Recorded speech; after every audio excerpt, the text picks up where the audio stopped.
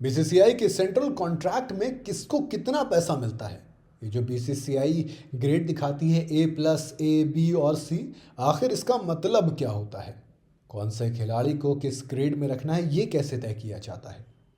माने किस खिलाड़ी को कब कैसे क्या क्या मिलेगा, ये बड़ा सवाल आता है। भाई बीसीसीआई यानी कि board of cricket control in India, इसने नए सेंट्रल कॉन्ट्रैक्ट का ऐलान किया है। इसमें श्रेयस अय्यर और ईशान किशन की सेंट्रल कॉन्ट्रैक्ट के अंदर वापसी हुई है, जिस पर सबकी निगाहें थी। लेकिन इसके अलावा रोहित शर्मा, विराट कोहली और रविंद्र जडेजा T20 क्रिकेट से रिटायरमेंट लेने के बाद, T20 वर्ल्ड कप जीतने के बाद भी इनको A+ ग्रेड में रखा है। अब ये समझ नहीं आ रहा है कि क्यों। तो ऐसे में सवाल आता है कि आखिर इस ग्रेड का मतलब क्या होता है? क्या आपको पता है कि ये A+ ग्रेड में कितना पैसा मिलता है, कैसे कैसे होता है? चलिए मैं आपको सब कुछ बताता हूँ। देखो, बीसीसीआई के सेंट्रल कॉन्ट्रैक्ट में 4 कैटेगरी की होती हैं। 4 बेसिकली ग्रेड होते हैं, जिसमें अंदर A+ ग्रेड आता है, A ग्रेड आता है, ग्रेड B आता है और ग्रेड C आता है। ये जो A+ ग्रेड होता है, इसमें खिलाड़ियों को एनुअली यानी कि सालाना 7 करोड़ रुपए की सैलरी मिलती है, जबकि ग्रेड A वालों को 5 करोड़ रुपए। वहीं अगर आप ग्रेड B वालों को देखेंगे तो वो उनसे 2 करोड़ रुपए और नीचे आ जाते हैं, यानी कि 3 करोड़ रुपए। और उसके बाद C ग्रेड वालों को सालाना 1 करोड़ रुपए मिलते हैं।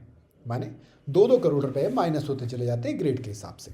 अब आते हैं कि कैसे मिलेगा सेंट्रल कॉन्ट्रैक्ट आपको। तो देखो, सेंट्रल कॉन्ट्रैक्ट हासिल करने के लिए किसी भी खिलाड़ी को 3 test match, 8 one day match, 10 T20 match, इनमें से कुछ खेलना होता है। अगर इनमें से एक भी कम है तो आपको नहीं मिलेगा।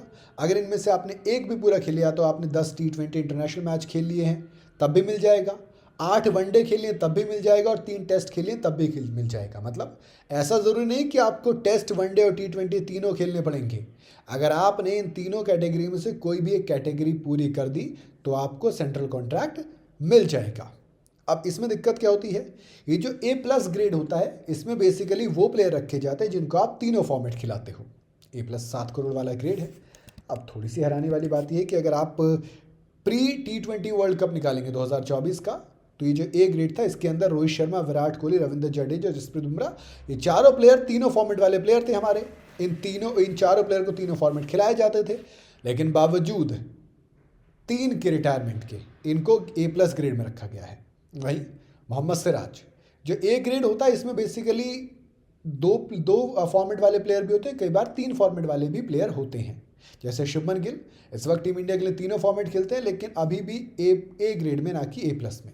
इसके अलावा मोहम्मद सिराज हैं, KL राहुल हैं, हार्दिक पांड्या हैं, मोहम्मद शमी हैं और अब ऋषभ पंत है। जी हाँ, दरअसल ऋषभ पंत पिछले कॉन्ट्रैक्ट तक ग्रेड B में हुआ करते थे, लेकिन फिलहाल इनका प्रमोशन हुआ और प्रमोशन होकर इनकी सैलरी 1 करोड़ से 3 करोड़ हो गई, यानी कि ये ग्रेड 3 करोड़ से 5 करोड़ हो गई। B ग्रेड से निकलकर A ग्रेड में आ गए हैं। वहीं ग्रेड B की बात करूं तो इसके अंदर सूर्य कुमार यादव, कुलदीप यादव, अक्षर पटेल, यशस्वी जायसवाल, श्रेयस अय्यर और ये सब आते हैं। जी हाँ, श्रेयस अय्यर की एंट्री हुई है। इसके अलावा ग्रेड C के अंदर रिंकू सिंह है, तिलक वर्मा है, ऋतुराज गायकवाड़ है, शिवम दुबे है, रवि बिश्नोई है, वॉशिंगटन सुंदर है, मुकेश कुमार है, संजू सैमसन है, अर्शदीप सिंह है, प्रसिद्ध कृष्णा है, रजत पाटीदार है, ध्रुव जुरेल है, सरफराज खान है, नीतीश कुमार रेड्डी है, ईशान किशन है, अभिषेक शर्मा की एंट्री हुई है।